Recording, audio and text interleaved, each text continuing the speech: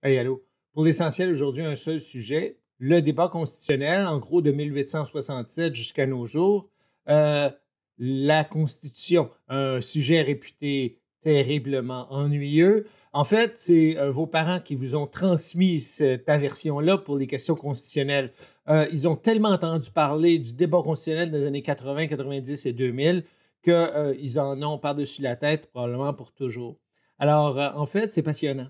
Vous auriez simplement devant vos parents leur dire des mots comme Lac-Meach, Charlottetown, clause non-obstant ou société distincte, encore pis Pierre-Éliott Trudeau ou bien Jean Chrétien, et leur cœur va se remplir d'aversion, etc. Si bien qu'aujourd'hui, vous avez l'impression que ce sujet-là, il est clos, il est derrière nous, alors qu'il est toujours au centre de nos vies. Si vous êtes citoyen canadien, si vous avez vous vivez dans une province, si vous bénéficiez d'une charte des droits et libertés, si vous êtes également inscrit dans un cursus scolaire francophone, tout ça, c'est lié au contexte constitutionnel, au fameux débat qui a déchaîné les opinions québécoises et canadiennes pendant plus d'un siècle, nous menant il faut le dire quand même, au cul-de-sac actuel, mais ne vendons pas le punch. Alors donc, essentiellement, bon cours. Je vous signale que la vidéo va aller assez rondement. Ce sont parfois des dimensions assez techniques du domaine juridique. Alors, n'hésitez pas à réécouter des passages afin, bien sûr, de bien réussir les tests. Bon cours. Le débat constitutionnel au Canada bat surtout son plein entre 1970 et 1995. Mais ses origines remontent à beaucoup plus loin et il faut en trouver la source dans la Constitution même du Canada qui a été adoptée en 1867. Alors c'est donc par là qu'il faut commencer notre odyssée à travers les méandres de la Constitution canadienne. Donc la Constitution du Canada, on en a parlé rapidement au début de la session, consiste en un partage des pouvoirs. Ce n'est pas une déclaration d'indépendance envers la Grande-Bretagne, ni un acte profondément révolutionnaire. Il s'agit tout simplement de partager les pouvoirs entre des provinces et le Dominion du Canada. On avait vu lors de l'Acte d'Union que c'était intenable de maintenir le Québec et l'Ontario dans un seul et même État. On avait décidé de conférer aux provinces, nommément le Québec, des pouvoirs de type provinciaux, tandis que les pouvoirs financiers, militaires, importants à l'époque, était confié à la constituante fédérale. C'est pour ça qu'on propose que la division des pouvoirs était calquée sur la famille traditionnelle. Le Canada paternel, entre guillemets, se voyait confier le pouvoir en matière de banque, de commerce, de sécurité. Le Québec maternel, entre guillemets, des pouvoirs aujourd'hui importants, bien sûr, la santé, l'éducation et la culture, mais qui en 1867 apparaissaient secondaires et qu'on n'avait aucun mal à confier au Québec pour qu'il puisse notamment protéger sa spécificité française. On avait aussi constaté la suprématie du gouvernement fédéral, qui dispose notamment de trois prérogatives importantes. La première, c'est qu'il peut compter sur toutes les sources de financement. Il peut inventer, en somme, les loteries, inventer de nouvelles taxes, inventer de nouveaux impôts, ce que ne peuvent pas, par exemple, les municipalités ou les provinces. D'autre part, il dispose de tous les pouvoirs qui ne sont pas automatiquement conférés en 1867, c'est-à-dire auxquels on n'avait pas pensé. Pensons, par exemple, au contrôle, le transport aérien, les télécommunications, la télévision, etc. Enfin, le fédéral, et c'est important, dispose du droit de désaveu des lois du Québec. L'important pour nous, à ce moment-ci, c'est de constater que cette constitution-là ne dispose pas de formule d'amendement. Ouf, ça a l'air de quoi? C'est-à-dire que toutes les constitutions, même les organisations, les règlements d'une n'importe quelle organisation, que ce soit un club sportif, une association étudiante ou un pays, disposent de ce qu'on appelle une formule d'amendement, c'est-à-dire la capacité à modifier ces règlements. C'est normal. En général, ça se fait un vote qui est plus grand que la majorité. Généralement, la Convention, c'est un vote aux 2 tiers. Si un 2 tiers de l'Assemblée l'accepte, on change les statuts et règlements d'une organisation. Or, l'anomalie du Canada au départ, c'est qu'il n'y a pas de formule d'amendement. Pas qu'on ne l'a pas oublié, c'est qu'on l'avait oublié, mais qu'au départ, c'était une loi britannique. La loi constitutionnelle du Canada, l'acte de l'Amérique du Nord britannique, n'est pas en soi une loi canadienne, mais une loi votée au Parlement de Westminster en Angleterre. On va en reparler tantôt à propos du fameux rapatriement de la Constitution. Donc, étant donné que cette loi est une loi britannique, ce n'est pas au Canada, a priori, de la modifier. Il faut donc présenter une pétition. Pour toute modification qui viendrait des provinces ou du Canada, il faut adresser une pétition à Londres, c'est-à-dire une lettre, une demande, idéalement unanime, signée par tout le monde, disant S'il vous plaît, Grande-Bretagne, voudriez-vous modifier notre Constitution? Ça vous paraît absurde? C'est pas loin de l'être. Mais il demeure que c'est la Convention qui s'établit. Une Convention, c'est-à-dire, ce n'est pas une loi constitutionnelle, c'est une habitude qu'on prend. Qu'à chaque fois, à compter de 1867, à chaque fois qu'on veut modifier la Constitution canadienne, on adresse une pétition à Londres. Et le Parlement de Londres, lui, vote un amendement autorisant le Canada à changer ceci ou cela. Les années suivantes, d'ailleurs, rapidement, on se rend compte qu'on doit changer la Constitution. En effet, dès 1871, le Canada acquiert d'immenses territoires au nord de son territoire historique. Rappelons que la Constitution disait au départ qu'elle réunit la province du Canada, donc l'Ontario et le Québec, le Nouveau-Brunswick et la Nouvelle-Écosse. On n'avait même pas pensé éventuellement à adjoindre de nouvelles provinces, comme l'île du Prince-Édouard ou Terre-Neuve, par exemple. Ce qui fait en sorte que dès le départ, dès l'accroissement du territoire, il faut demander à modifier la Constitution. On va donc adresser des pétitions, notamment pour que soit inclus le territoire du Manitoba en 1870, puis la Colombie-Britannique, éventuellement les autres provinces. Pour cette simple raison, pour ajouter de nouvelles provinces, il fallait adresser une pétition à Westminster pour pouvoir accroître le territoire du Canada. En tout et pour tout, entre 1867 et 1940, seuls 6 amendements vont être apportés à la Constitution canadienne. Ces amendements-là concernent, ça n'a pas beaucoup d'importance, la création de nouvelles provinces, la nomination au poste des sénateurs, la répartition par région au Sénat, etc., etc. Des choses qui étaient fixées en 1867 dans la Constitution et qu'on a trouvé que c'était une mauvaise idée. On a donc adressé une pétition à Londres. Ça vous paraît gossant, mais ça s'est fait assez dans l'ordre, jusqu'en 1940. À partir de 1940, il n'y en aura plus. En fait, ce sera le dernier amendement, arraché de force au Québec. C'est que les pouvoirs en matière de main-d'œuvre et de travail relevaient des provinces au départ. Et en 1940, lorsque le gouvernement fédéral décide de créer le programme d'assurance chômage, il doit forcer la main aux provinces et notamment au Québec qui résistent. Ça sera finalement le tout dernier amendement constitutionnel. Désormais, toutes les provinces, et en particulier le Québec, vont s'objecter à des amendements constitutionnels du type conventuel, c'est-à-dire au terme d'une pétition adressée au Parlement fédéral, au Parlement de Westminster. Parce que cette période-là, autour de 1940, est dominée par le tout premier grand conflit constitutionnel. Il oppose les provinces qui souhaitent garder les prérogatives conférées par la Constitution de 1867, rappelons-les, santé, travail, éducation, culture, tandis que le fédéral, lui, le gouvernement du Canada, veut accroître énormément ses pouvoirs, notamment à l'occasion des guerres mondiales de 1914 à 18 et de 1939 à 1945. Pourquoi, dit-il? C'est parce qu'il souhaite consacrer tous les efforts à l'effort de guerre et donc centraliser les ressources financières et les pouvoirs afin de mener la guerre, dit-il, contre l'Empire allemand puis contre le fascisme. La cause a beau être noble, il demeure que ça consiste à envahir les compétences du Québec durant les guerres mondiales, puis, après 1945, il continue sur le même élan et là, dit désormais, il faut créer un État-providence. On parle de pension de vieillesse, on parle de programme de santé obligatoire et gratuit pour tous les Canadiens. C'est beau en principe, mais ce sont là tous des pouvoirs normalement, constitutionnellement conférés au Québec. Alors, des circonstances, le fédéral est en mode offensif entre 1914 et 1960. Ça va donner d'ailleurs lieu à beaucoup de tensions constitutionnelles à cette époque-là, mais il demeure qu'à partir de 1940, il y a un nouveau joueur face à Ottawa et c'est Duplessis. Duplessis, avec tous les défauts et qualités qu'on lui reconnaît, est caractérisée par une doctrine, l'autonomie provinciale. Elle consiste en gros à contrer toute ingérence fédérale dans les domaines confiés aux provinces, éducation, transport et santé. Il va, on l'a vu, poser un certain nombre de gestes nationalistes, comme décréter un drapeau du Québec, le fleur de l'Élysée en 1948, ou créer un impôt provincial en 1954. Mais surtout, il garde mordicus les pouvoirs du Québec et s'assure donc de bloquer toute tentative d'ingérence. On pourrait le comparer en somme à une espèce de Rocky qui bloque les coups, qui n'en donne pas beaucoup, qui est un encaisseur. En gros, entre 1940 et 1960, le Québec, par le biais de son premier ministre Duplessis, bloque toute tentative d'ingérence du fédéral dans les domaines confiés aux provinces. On a ici un sympathique dialogue entre Maurice Duplessis, alors alité à l'hôpital, et le premier ministre Adélard Godbout, que vous connaissez, qui est beaucoup plus ouvert au fédéral. C'est tiré, encore une fois, de la série Duplessis qui, décidément, nous suit beaucoup cette session. C'est pas compliqué, Adélard. Il y a 2 partis dans le Canada, les conservateurs et les libéraux. Les conservateurs vont toujours rire Canadiens français. Ça fait que les libéraux se maintiennent indéfiniment au pouvoir en venant chercher la majorité dans la province de Québec. Ce qu'il y a besoin pour ça, c'est de présenter, venir chercher un gros candidat canadien-français qui va aller se présenter à Ottawa comme un défenseur de nos droits. Ça a été Sir Wilfrid Laurier, ça a été Ernest Lapointe, puis là, ben, ça va être Louis Sadaran. Mais c'est vrai qu'ils nous ont défendus, eux autres. Jamais! Ça a toujours été des hommes de brouille. Ceux qui nous ont défendus, ça a été les premiers ministres de la province de Québec. Ça a été Honoré Mercier, le grand Mercier. Ça a été Félix Marchand.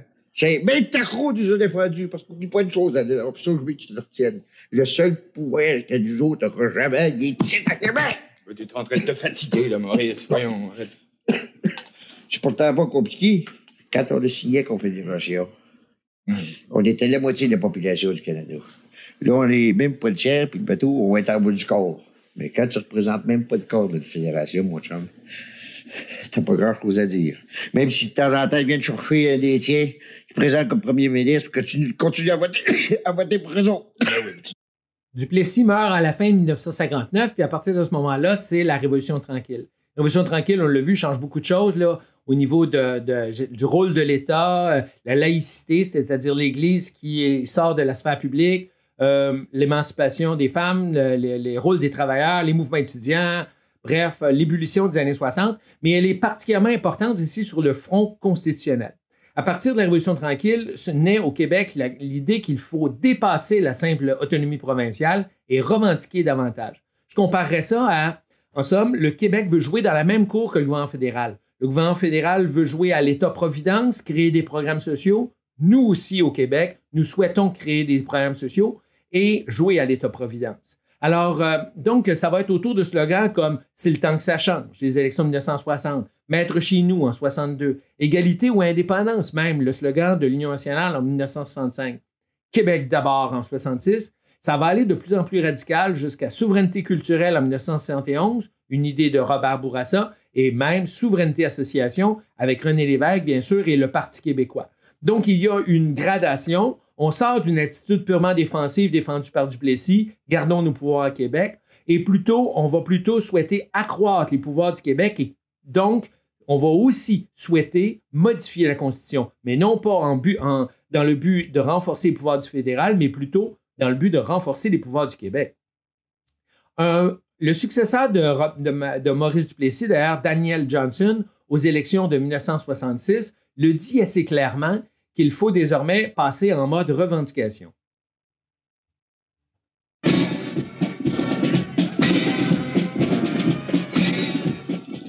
Chaque homme politique a son style propre. La campagne électorale de chacun des chefs de parti a donc son caractère. Monsieur Daniel Johnson s'est engagé dans la lutte une semaine plus tard que le Premier ministre, indiquant ainsi, semble-t-il, une volonté de concentration, de réflexion, corollaire d'une tactique et d'une stratégie adaptée à sa position parlementaire. Avoir été dans l'opposition, c'est savoir attendre que l'adversaire au pouvoir démasque ses batteries. Certes, le programme politique de l'Union nationale contient un certain nombre de thèmes ou de propositions que l'on retrouve sur l'étiquette électorale des libéraux, mais le fond même est profondément différent. C'est ainsi que sur le plan constitutionnel et sous une forme apparemment attentiste, M. Daniel Johnson préconise un révisionnisme, une nouvelle alliance dont l'égalité des deux nations qui, dit-il, constitue le Canada.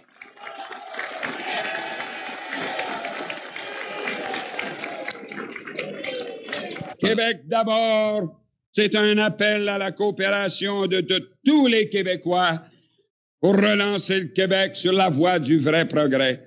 Québec d'abord, c'est le cri de ralliement d'un parti 100% québécois. Et il y a ici un homme fier sur l'estrade, et on a le droit d'être fier. Et c'est le chef de l'Union nationale de présenter aux Québécois de 1966 un parti rajeuni, un parti enthousiaste, sérieux et dynamique, un parti libre de toute attache extérieure, un parti qui n'est pas l'instrument d'une personne ou d'un groupe de personnes, mais un outil destiné au seul service de la nation québécoise. Pour faire face à cette poussée d'autonomie des premiers ministres provinciaux, là, que ce soit Jean Lesage, puis Daniel Johnson, puis Robert Bourassa ou René Lévesque, évidemment, en face d'eux, 4 premiers ministres qui vont se succéder à la tête du Canada, tous issus du Parti libéral du Canada.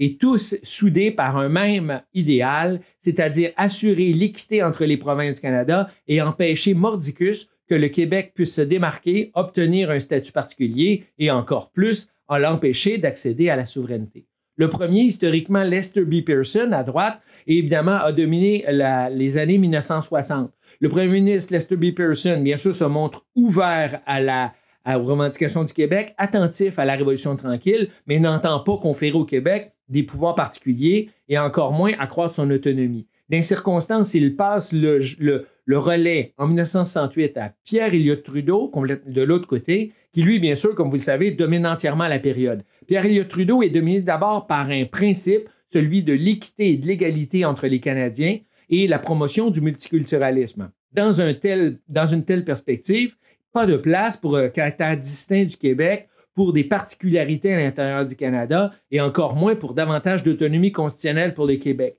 Il souhaite bien sûr ouvrir la Constitution afin d'y mettre des pouvoirs davantage pour le fédéral, y insérer une charte des droits et libertés, mais pas question que ça soit l'occasion pour le Québec d'obtenir de nouveaux pouvoirs. Son successeur, John Turner, ne régnera pas assez longtemps pour pouvoir imposer sa marque. En revanche, Jean Chrétien, qui domine la politique canadienne de 1994 à 2004, va totalement poursuivre l'œuvre de Pierre Elliott Trudeau, affrontant les nationalistes québécois lors du référendum de 1995, puis imposant des lois contraignantes empêchant l'autonomie du Québec. Il n'est pas encore sur la photo, mais vous savez que depuis 2015, il faudrait ajouter désormais Justin Trudeau, qui poursuit telle quelle l'œuvre de ses prédécesseurs, notamment de son père Pierre Elliott Trudeau, afin de minimiser la place du Québec au sein du Canada, empêcher l'expression du nationalisme québécois et accroître au Québec la place qu'occupe le gouvernement fédéral. En attendant, les années 1960 sont marquées par le duel entre, d'un côté, le gouvernement fédéral qui souhaite accroître ses prérogatives, notamment en éducation puis en santé, et le Québec qui montre de plus en plus son désir de lui aussi obtenir de nouveaux pouvoirs, notamment en matière de relations extérieures et de revenus fiscaux. En attendant, ça veut dire d'abord et avant tout que tout le monde se retrouve devant le même problème. On ne peut pas modifier la Constitution. Cette Constitution demeure une loi britannique et que pour la modifier, ce qu'on n'a pas réussi à faire depuis 1940, il faut d'abord et avant tout présenter une pétition. Cette pétition doit être présentée unanimement en Grande-Bretagne parce que la Grande-Bretagne veut bien modifier parfois la Constitution canadienne, mais à condition que la Chambre des communes, le Sénat du Canada et chacune des provinces soient d'accord pour une modification. Pas question, en somme, pour Londres, de jouer à l'arbitre entre le Québec et les provinces. La grosse question, donc, c'est d'abord de s'entendre sur une formule d'amendement. Ne pourrions-nous pas trouver une autre règle que l'unanimité pour modifier nos statuts? Par exemple, la règle du 2/3 ou donner un droit de veto à une ou l'autre province. C'est discuté lors de conférences constitutionnelles. La deuxième question qui est débattue, c'est d'enfin rapatrier la Constitution. Ce concept-là, vous l'avez vu passer souvent, il signifie simplement de faire en sorte que la Constitution du Canada ne soit plus une loi britannique, mais une loi canadienne. Ça ne veut pas dire, physiquement, ça veut dire, oui, prendre l'avion, aller la chercher, la Constitution. Ça va même prendre cette allure-là en 1982. Et la réalité, c'est donc que, d'abord, faisons une loi canadienne, puis votons une formule d'amendement, et ensuite, modifions la Constitution. Vous voyez comment ça mène à des technicalités qui devraient nous mener, à un nouveau partage des pouvoirs entre le Québec et le Canada. Comme vous le voyez, ce n'est pas chose faite, et les conférences constitutionnelles vont se succéder en gros de 1960 à 1971. La première formule qui est proposée, une formule d'amendement, c'est la formule Fulton-Favreau qui propose que 7 provinces équivalent à 50% de la population puissent modifier la Constitution canadienne. Et c'est rejeté par le Québec, et avec raison pour nous dire, car comme le mentionne le constitutionnaliste Jacques-Yvan Morin, ce type d'amendement fait du Québec une fois pour toutes une province comme les autres sur le plan constitutionnel. Pearson aura beau dire à Morin, puis à ce moment-là, à Jean Lesage, que de facto, ça aurait donné un droit de veto au Québec puisque sa population seule lui permet de bloquer un changement constitutionnel. Mais Morin souhaite, avec d'autres, que ce soit nommément le Québec qui obtienne des pouvoirs et pas simplement que ce soit caché sous 50%. De l'autre côté, une autre proposition, elle, venant du Québec, va être très intéressante. Elle s'appelle « opting out ». Opting out, la formule anglaise, pour résumer ceci, droit du retrait du Québec d'un programme fédéral avec pleine compensation financière.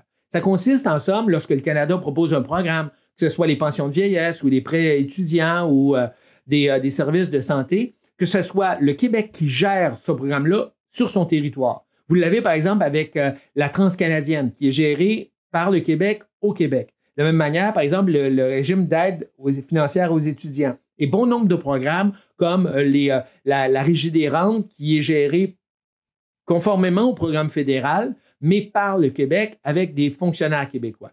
Ça va mener à bon nombre de retraits de programmes fédéraux par le Québec entre 64, dis-je, et 68. Mais c'est rejeté par Ottawa à partir d'arrivée de Pierre-Éliott Trudeau. Trudeau s'oppose magistralement à ce que l'on vote ainsi des amendements constitutionnels qui pourraient être favorables à ce qu'on appelle un fédéralisme asymétrique, c'est-à-dire un fédéralisme qui fonctionnerait différemment dans une province et dans une autre. Il va y aller d'un célèbre discours qui est très, très lourd de conséquences et qui mérite d'être écouté. Ce célèbre discours, Fini les folies, s'adresse à tous ceux qui pensent qu'on peut développer au Canada des différences régionales. Il n'y en est pas question. Le Canada doit demeurer uni et les volontés du Québec de devenir plus autonome doivent être écrasées.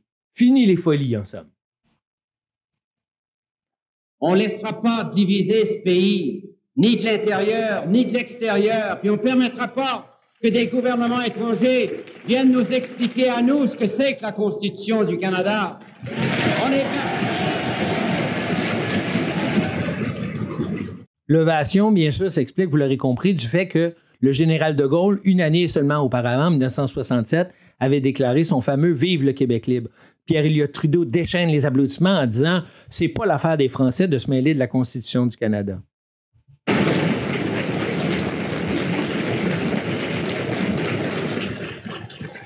Et on ne laissera pas diviser non plus de l'intérieur ce pays, parce qu'on y croit au Canada et on croit que ça appartient à tous les Canadiens et on croit que ce pays est un des plus riches au monde.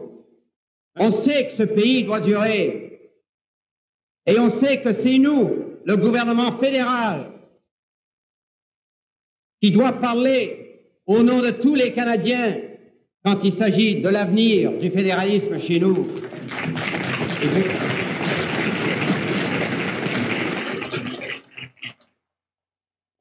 Et je vous le répète,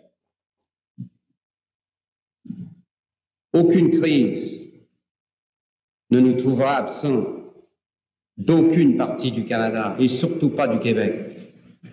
Et je vous le dis, quant à nous, et quant à vous, j'espère, ça a assez duré, les folies, depuis quelques années. On veut maintenant travailler ensemble pour faire un pays libre, un pays prospère et un pays uni. Fini les folies. Comme on le voit, les négociations sont mal parties, en tout cas de la part du gouvernement fédéral. Il va y avoir néanmoins une nouvelle proposition qui va être présentée à Victoria en 1971, qui, elle, aurait conféré au Québec et à l'Ontario un droit de veto sur les changements constitutionnels. C'est très intéressant. On voit apparaître ce terme-là de veto. Veto voulant dire, bien sûr, droit de bloquer, d'empêcher tout changement constitutionnel avec lequel il ne serait pas en accord. C'est rejeté. C'est rejeté cette fois-ci par le Québec, car il s'agit d'un droit purement négatif, selon le premier ministre Robert Bourassa, ce qui est évidemment pas faux. C'est-à-dire un droit de veto vous donne la possibilité effectivement de bloquer, mais nullement de revendiquer quoi que ce soit. C'est nullement créatif, en somme. On arrive à une impasse au début des années 70, puisqu'on est pris avec la règle de l'unanimité, impossible d'obtenir une formule d'amendement, donc impossible de pouvoir rapatrier la Constitution, et donc impossible de modifier la Constitution.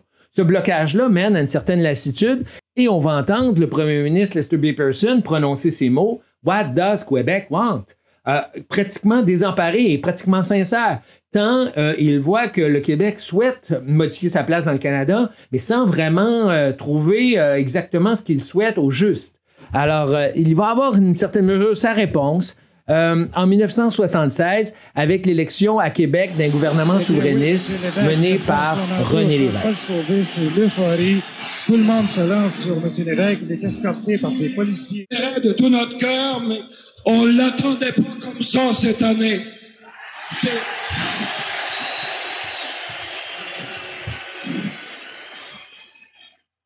J'ai jamais pensé que je pouvais être aussi fier d'être québécois que ce soir.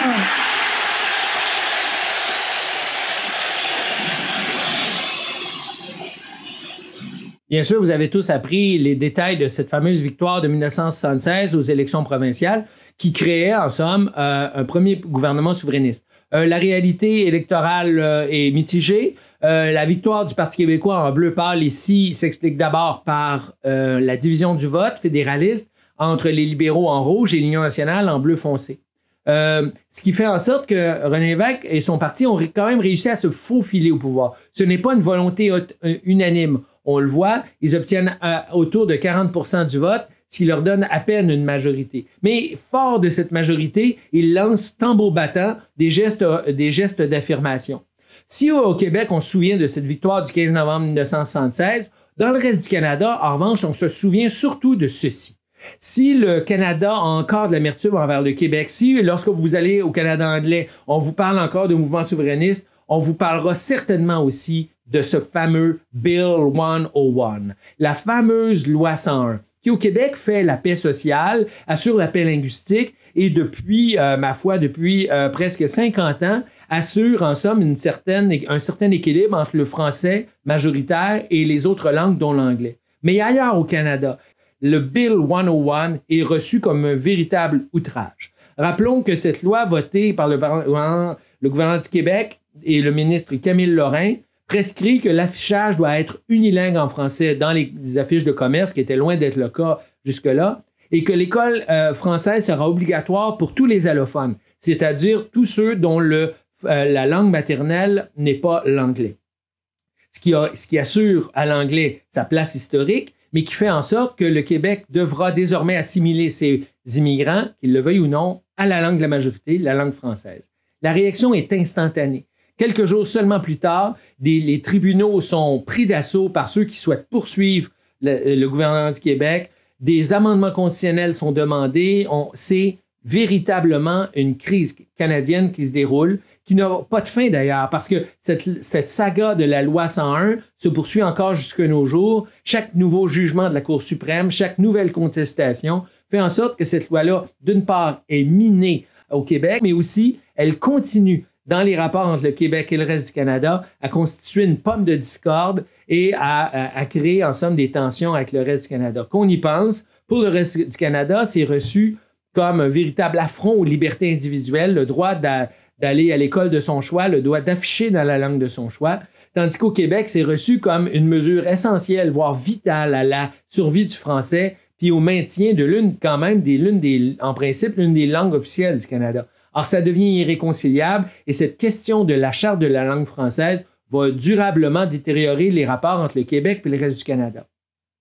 On va donc assister à partir de là à un débat que vous voyez se profiler, le débat entre le premier ministre du Canada, Pierre Elliott Trudeau, donc premier ministre de 1968 à 1984, et d'autre part René Lévesque, premier ministre du Québec de 1976 à 1984 aussi, et qui vont s'affronter donc lors des épiques joutes constitutionnelles. Mais si on a retenu l'aspect le plus spectaculaire, il faut savoir qu'en sous-main se déroule aussi une crise, une guerre qu'on pourrait appeler une guerre clandestine où les services secrets du Canada sont fortement sollicités.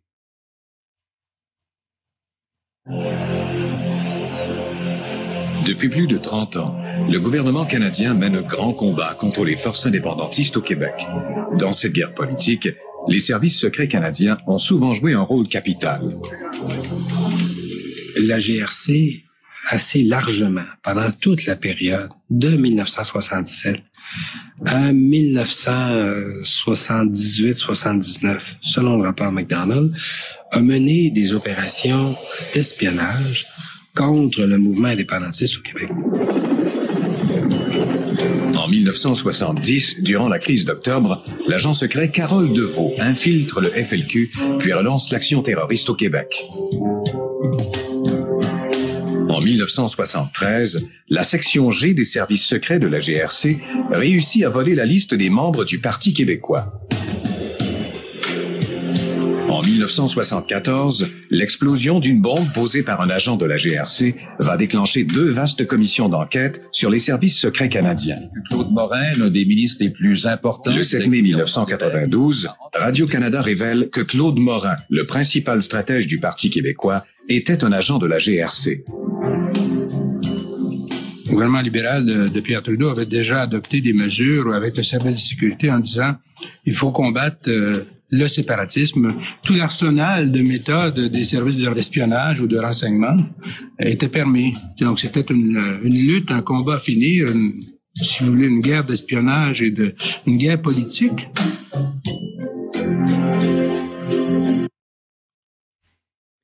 Finalement, le gouvernement Lévesque réussit bon nombre de mesures. On parle même à l'époque d'une seconde révolution tranquille, tant le train des mesures est nombreux, là. Régie de l'assurance automobile, loi sur la protection du consommateur, création du ministère de la condition féminine, bon nombre de lois structurées. Bien sûr, la charte de la langue française, font en sorte que le gouvernement est tout compte fait assez populaire. Mais c'est à contre-cœur qu'il rencontre sa promesse consistant à tenir durant son premier mandat un référendum. Ce référendum de 1980, celui dont on parle jamais, fut très mal mené par le camp du oui. René Lévesque a du mal à expliquer sa stratégie. La souveraineté association apparaît un moyen voilé de parler carrément d'indépendance. Son offre de partenariat économique avec le reste du Canada ne tient pas la route puisque le Canada n'est pas en accord avec cette mesure-là. Peu importe, c'est surtout les interventions répétées de Pierre-Éliott Trudeau qui martèlent constamment que le Canada doit demeurer uni, puis surtout que l'indépendance du Canada constituerait du Québec, dis-je, constituerait une véritable catastrophe pour les Québécois, qui explique ce véritable massacre. Le non l'emporte par 60% contre 40% pour le oui. C'est un clair désaveu du projet de souveraineté association pour le René Lévesque. Plus largement, c'est une vaste erreur stratégique menée par les nationalistes du Québec, dont ils vont se rendre compte ensuite. Si jusque-là, le Québec avait un gros rapport de force, là, un des peuples fondateurs, légitimement autorisé à revendiquer plus de pouvoir dans la nouvelle Constitution, animé par un nationalisme fervent. Avec cette défaite, le oui venait de montrer combien il était dépouillé face au fédéral et combien il n'avait plus, en somme, d'armes pour faire pression sur le fédéral pour obtenir pour le Québec davantage de pouvoir. On l'a bien vu, cette campagne-là a été relativement ubuesque, a mené à des exagérations. Je vous fais entendre rapidement ce qui n'est pas encore le premier ministre du Canada, Jean Chrétien.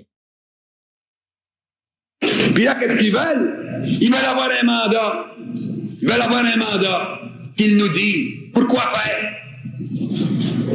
Pour nous faire perdre notre passeport canadien. Pour nous faire perdre notre citoyenneté canadienne. Un mandat pour que Trudeau soit le dernier Canadien français premier ministre du Canada. Un mandat pour qu'on se sépare de la richesse qui nous a appartenu dans le passé à travers le pays. Qui a du pétrole? Or, ici au Canada,